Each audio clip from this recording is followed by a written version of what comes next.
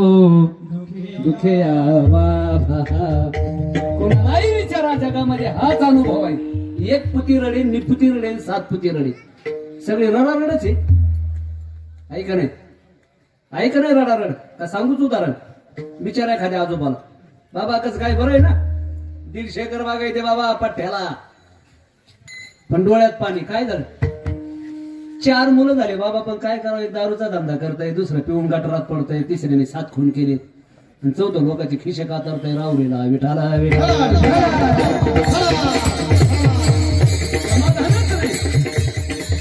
विचारा अजून एखाद्या आजोबाला, तुमचं कसं काय? आपलं चांगलं आहे म्हणले, आपण संस्कार दिले. वकील, डॉक्टर, इंजिनियर, गावचा सरपंच, गाथा वाचतात, भागवत वाचतात, ज्ञानेश्वर. आणि केदारेश्वरचा सप्ताह आहे ना, तिथं 4 पंक्ती आपल्याच असतात. बाबा चांगले राहू म्हणलं, 150 एकर बाग आहेत, मुलंही चांगली, वकील, डॉक्टर, इंजिनियर, सुना बी एवढ्या चांगल्या मिळाल्या ना, असं म्हातारा खोकलं तरी खाली आधारतात. माझी थोका असं लई छान सोनं मिळाले हो तुम्हाला म्हैसगावकराला. म्हाताऱ्याला खाली थोकू देत नाहीत. आता म्हाताऱ्याला थोकू देत नाहीत का? म्हाताऱ्याच्या हातात थोकतात ते नंतर 7-12 पाव. बरं का, सुनाही चांगल्या, मुलंही चांगले, सगळंच व्यवस्थित, सगळं टकाटक, 150 एकर बागेत, गाड्या काय, माड्या काय, वाडे काय, तरी म्हाताऱ्याच्या डोळ्याला पाणी. काय झालं? काय नाही म्हणले बाबा, डॉक्टरकडे गेलो होतो, डॉक्टरने सांगितलं वांगे, कारले, दोडके, पोटळे, शेंगा, दुधे, भोपळे, चवळीच्या शेंगा, बटाटे, गाजर, मुळे, गोळ मटाळे, चाकू, चुका, पोकळा, चवळीच्या शेंगा, बटाटे, गाजर, मुळा काहीच खायचं नाही. म्हशीचं शेण खातो का गोठ्यात जाऊन? काय खातो? खाऊ नको म्हणले. साखर कारखान्याचं चिमणीकडे नको पाहू, त्या धोराड्याकडे मरशील तडफडून. विठाला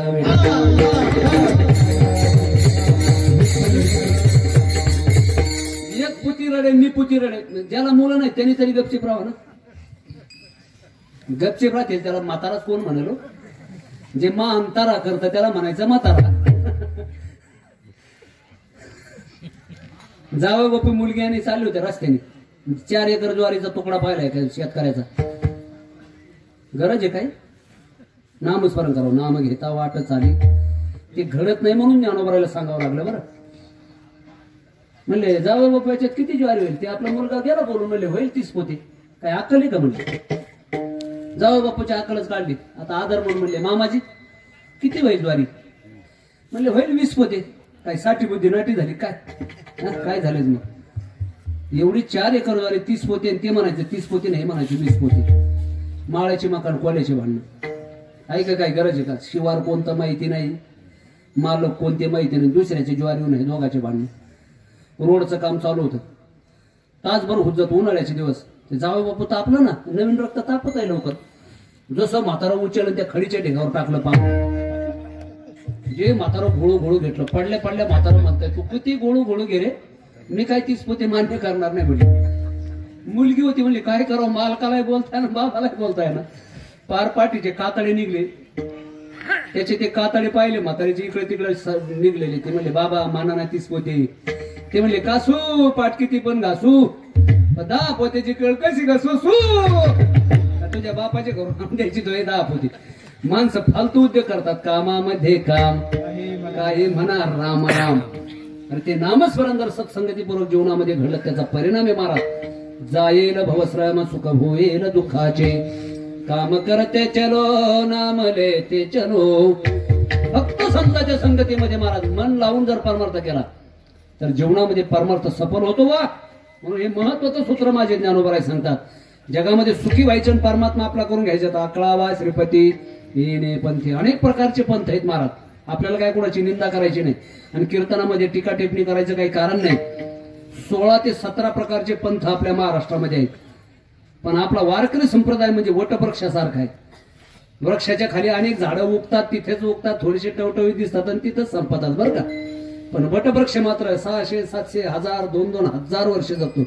तसं माझ्या ज्ञानोबराय तुकोबाराला किती संकट आले असतील, तर म्हणून आमच्या वारकरी संप्रदायामध्ये असे म्हणे, ज्ञानोबराय तुकोबाराय सारखा संत नाही, ज्ञानेश्वरी गाथ्यासारखा ग्रंथ नाही, आणि माझ्या वारकरी संप्रदायासारखा पंथ नाही. येण्याची पंथे चालू जाता, अकळावा श्रीपती येणे पंथे. या मार्गाने गेलं तर परमात्मा आपला असा मिळतो. पण काही मंडळी म्हणली महाराज संत संगतीपूर्वक सत्संगतीपूर्वक नामस्मरण घडलं जर परमात्मा भेटतो, सुख शांती मिळते. पण कधी बी महाराज उर्वरित राहिलेलं जीवन ते साधू संतांच्या संगतीत जाऊन काय करायचं त्या अभंगाच्या द्वितीयच्या हो रामकृष्ण स्वामी हा जीवाचा रामकृष्ण हा जीवाचा रामकृष्ण वाचा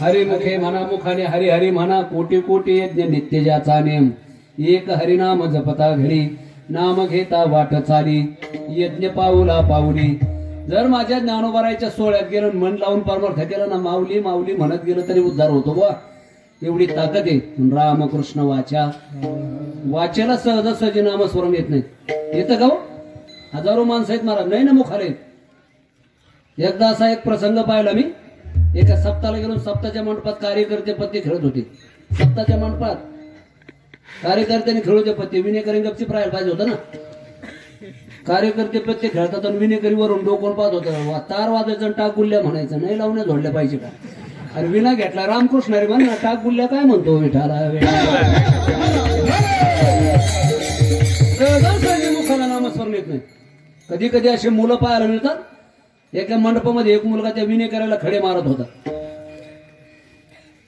मी गेलो कार्यकर्ते तिथंच अहो कार्यकर्ता सांगितलं त्या मुलाला काही आवरणार विनेकऱ्याला खडे मारत ते म्हणले बाबा आम्ही जर त्याला आवरलं तर आम्हाला इथून येऊन मारतील म्हणले इतकी अवलाद खराबी मंडपात नामस्मरण करायचं का विनेकऱ्याला खडे मारायचे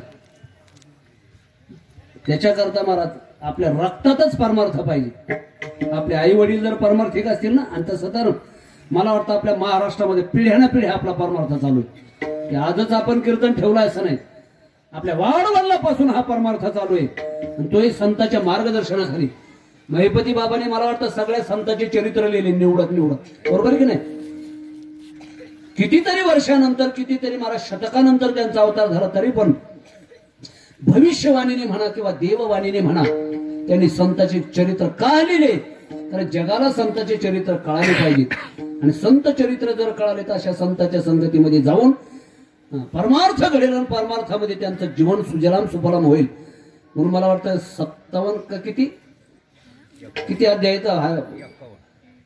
लहानपणी मी नेहमी वाचायचो बरं का पण आता आळंदीला गेल्यापासून 57 संतांची चरित्र आपल्याला पाहायला मिळतात त्याचाच कारण असं आहे संत संगती महत्वाची आहे आणि म्हणून त्यांनी संतांचं महत्व सांगितलं आहे संतांची संगती पण जायचं पण तिथं काय करायचं संतांच्या संगतीत गेलो पत्ते खेळायचे नाही नाही नाही रामकृष्ण वाचा भजन करायचं श्रीराम जय राम जय जय राम श्रीराम जय राम जय जय राम रामकृष्णारी मंत्राचा जप आपले ज्ञानोबा सांगतात रामकृष्ण वाचा याचाच अर्थ वारकरी संप्रदायाचा महामंत्र दिलेला आहे जशी देवता तसं भजन आपण जर गाणगापूरला गेलो होतो, धन्य धन्य प्रदक्षिणा सद्गुरुरायाची झाले त्वरा सुरवराभिमान करायाची.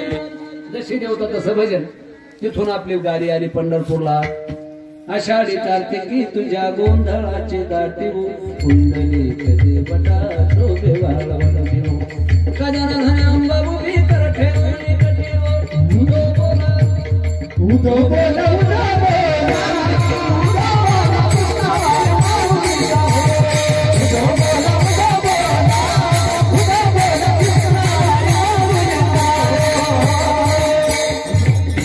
आली तिथून गाडी जेजुरीला आळंदीकडे येता येता वारी हो वारी माझ्या मंत्रारी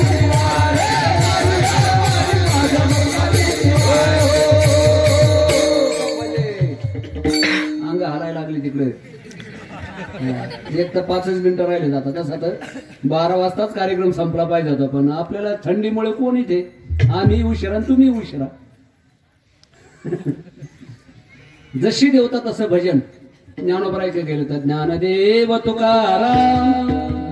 तसं वारकरी संप्रदायाचा महामंत्र कोणता आहे तर मंत्र दिला राम कृष्ण हरी ज्ञानदेवा ध्याने राम कृष्ण माळा.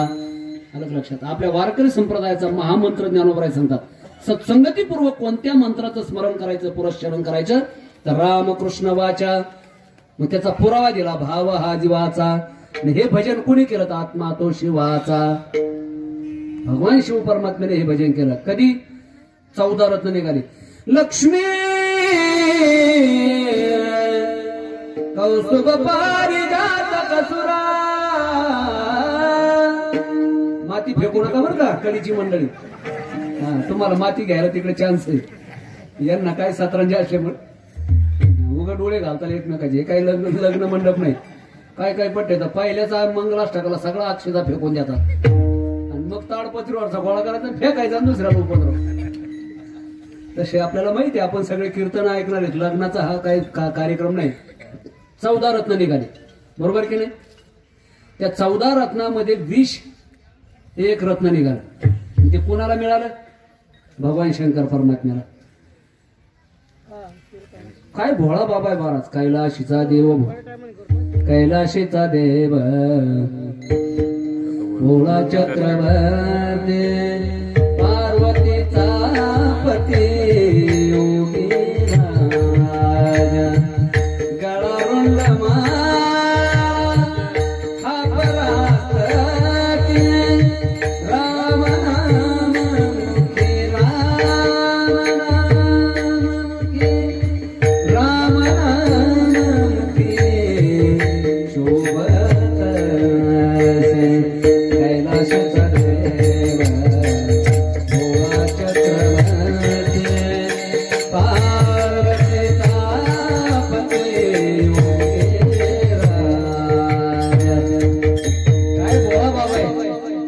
हुशार होते. त्यांनी वेगवेगळे रत्न वाटून घेतले आणि यांच्याकडे विष आलं.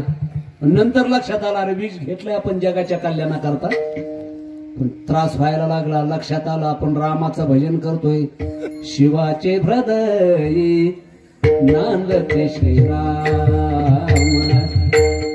माझ्या प्रभूला या विषाचा त्रास होऊ नये म्हणून ते सगळं विष इथं धारण केलं कंठामध्ये. कंठामध्ये शीत महाराज ते धारण केलं. अंगाचा दाह सुरू झाला. ते हलाहल विष होतं. साधं रोगर पेलं तरी 3 दिवस झोपू देत नाही डॉक्टर त्याला. बघा तुम्ही एखाद्यानं रोगर घेतलं तर 3 दिवस त्याला झोप येऊ नये म्हणून ते इंजेक्शन दिल्या जातात. रात्रंदिवस वेड्यासारखा तो मनुष्य असं बरवतो काहीतरी. आता हे हलाहल विष होतं. एक बुंद जरी या पृथ्वी तलावर असता तर त्रिभुवनाचा कोळसा झाला असता. एवढं मोठं विष कंठामध्ये धारण केलं. अंगाचा दाह सुरू झाला. वासुकी सर्पाचा दोर घेतला शीतलता मिळेल. चंद्र डोक्यावर घेतला शीतलता मिळाली नाही. गंगा डोक्यावर घेतली शीतलता मिळाली नाही. शेवटी भजनच करावं लागलं. भजन करे महादेव श्रीराम जय राम. परिणाम असा झाला रामकृष्ण हरी मंत्राचा जप केल्यामुळे कंठ शीतल झाला. ते विष शमल्या गेलं.